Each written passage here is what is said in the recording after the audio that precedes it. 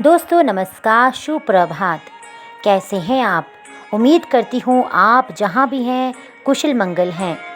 तो आज मैं आपके फिर से अपने चैनल में हाज़िर हो चुकी हूँ आपके लिए एक और कथा लेकर। और आप उम्मीद करती हूँ कि इन कथाओं को एंजॉय कर रहे होंगे और अपने ज्ञान में वृद्धि भी कर रहे होंगे। तो इसी क्रम में आगे बढ़ते हुए आज एक और कथा हम आपके लिए लेके आए हैं बुद्ध पूर्णिमा को लेकर। एक बार कपिलवस्तु के राजकुमार सिद्धार्थ बुद्धत्व प्राप्त करने का प्रयास कर रहे थे। धीरे धीरे उनकी हिम्मत खत्म होने लगी। प्रयास करते करते एक समय ऐसा आया जब सिद्धार्थ को ऐसा लगने लगा कि सत्य और ज्ञान प्राप्त करने के लिए उनका अपना घर छोड़ना व्यर्थ हो गया। मान्यताओं के अनुसार उस समय एक छोटी सी गिलहरी की एक सीख ने सिद्धार्थ को गौतम बुद्ध बनने में सहायता की। ऐसा माना जाता है कि जब सिद्धार्थ सत्य और ज्ञान प्राप्त करने में असफल हो गए तब उनके मन में यह विचार आने लगा कि वह राजमहल वापस लौट जाएं। मन में ऐसा विचार आने के पश्चात वह अपने राज्य कपिलवस्तु जाने के लिए लौटने लगे। रास्ते में चलते चलते उन्हें बहुत प्यास लगी।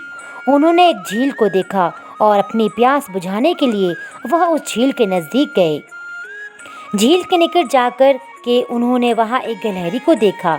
छोटी सी गिलहरी पानी पीने के लिए बार बार झील में जाती और अपनी पूंछ को उसमें डुबोकर वापस रेत पर झटक देती। यह देखकर सिद्धार्थ के मन में यह सवाल उत्पन्न हुआ कि ये नन्ही सी गिलहरी क्या कर रही है। उन्हें ऐसा लगा कि शायद वह गिलहरी झील को सुखाने की कोशिश कर रही है, पर इस तरह गिलहरी का प्रयास कभी भी सफल नहीं हो पाएगा। तभी उन्हें ऐसा महसूस हुआ कि गिलहरी उनसे कुछ कहने की कोशिश कर रही है। सिद्धार्थ को ऐसा लगा जैसे गिलहरी उनसे कह रही थी कि यदि कोई व्यक्ति अपने मन में किसी कार्य को करने की ठान ले और उस पर अटल रहे तो वह कार्य सफल हो जाता है। बस हमें भी कभी भी प्रयास नहीं छोड़ना चाहिए। तब सिद्धार्थ को अपने मन की कमजोरी का एहसास हुआ। वह वहीं से वापस लौटकर तपस्या में लीन हो गए। लगातार कोशिश करने के पश्चात उन्हें बुद्धत्व की प्राप्ति हुई। तो दोस्तों, कैसी लगी आपको ये कथा? इस तरह से और भी कथाएं सुनने के लिए आप मेरे इस चैनल में जुड़े रहिए और मेरे चैनल को लाइक, सब्सक्राइब और शेयर करना बिल्कुल ना भूलिएगा।